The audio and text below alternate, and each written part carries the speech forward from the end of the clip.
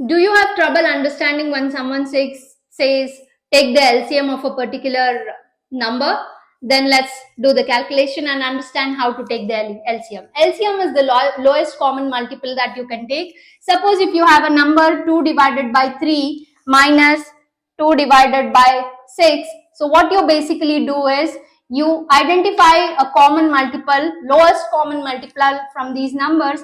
These both numbers do get divided by 3. So this is 3 times 1 is 3, 3 times 2 is 6. Again, these both won't go with a similar number. So in that case, you can leave it as such.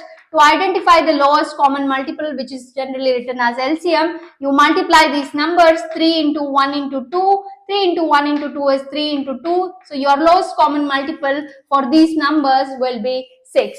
Now, how do you solve this? After you have identified your lowest common multiple, how do you solve this? So you write 6 in the denominator. You take this entire fraction 2 by 3 and multiply it with the lowest common multiple found. So this becomes 3 times 1 and this becomes 3 times 2. 2 times 2 is 4. So you write 4 here in the numerator. Similarly, take this fraction which is 2 by 6, multiply it with the lowest common multiple that you found, cancel these two, you find it as 2. So that becomes 4 minus 2. In the numerator, 4 minus 2 is 2 divided by 6.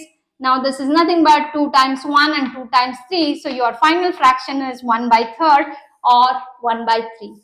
I hope you understood how to take lowest common multiple. If you are a physics student and struggling with basic concepts, please like, follow and subscribe to Kalike, where I teach you tricks and tips along with complicated physics.